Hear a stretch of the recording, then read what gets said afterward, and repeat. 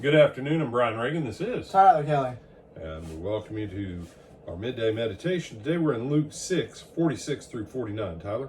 But why do you call me Lord, Lord, and not do the things which I say? Whoever comes to me and hears my sayings and does them, I will show you whom he is like. He is like a man building a house who dug deep and laid the foundation on the rock. And when the flood arose, the stream beat vehemently against that house and could not shake it, for it was founded on the rock. But he who heard and did nothing is like a man who built a house on the earth without a foundation, against which the stream beat vehemently, and immediately it fell, and the ruin of that house was great. All right. So, and I don't know, this is so simple. Why do you call me Lord, Lord, and don't do what I say? And you don't do what I tell you. And the way people have gotten around that, Tyler, is what's their favorite term for Jesus? Jesus is my personal what? Savior.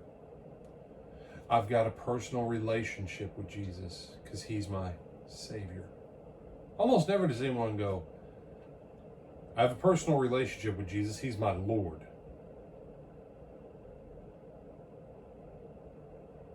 Because there's a certain point where you don't have a personal relationship with a Lord.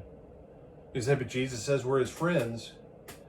Yes, you're my friends if you do what I, say it louder, Tyler. Command you. You mean Jesus makes friendship with him conditional? Yeah.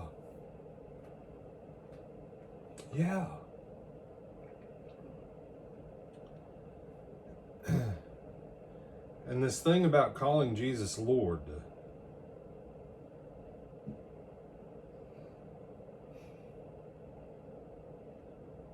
a Lord has authority over your life to tell you what to do, when to do it, and how to do it.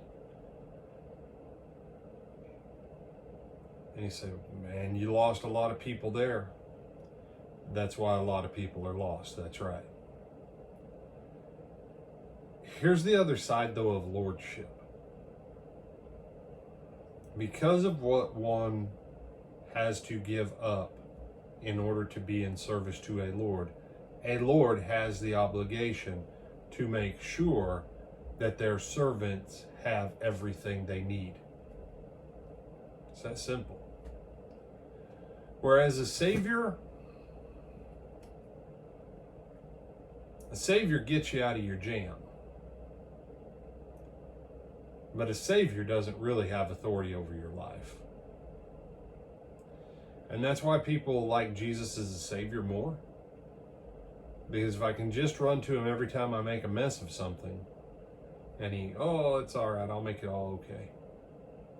All right, now run back off and be whatever bad little naughty self you were.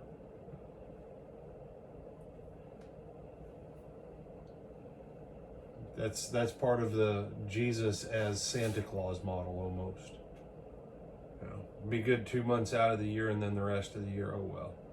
Pull it out of the hat at the end of the game every year, right?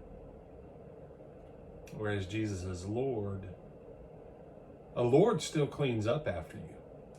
Because why? You're his servant. He has an obligation to you. The opposite part of that, or the other side of that, is when he cleans it up, he expects you to not do that again. Knock it off.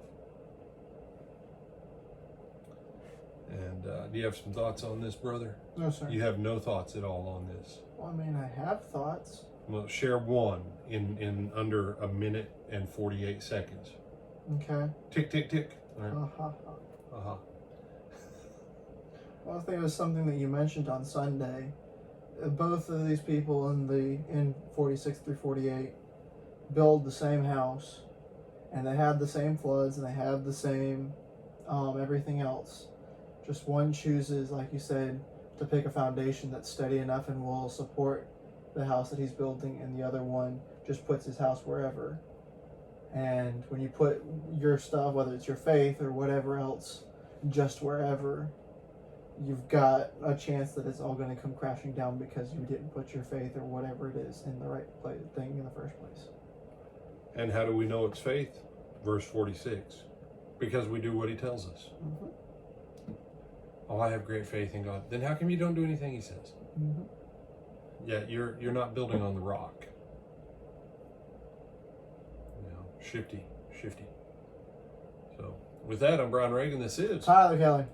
And I want to encourage you, focus on Jesus as Lord, because as long as He's your Lord, He's also your Savior. And we'll see you tonight.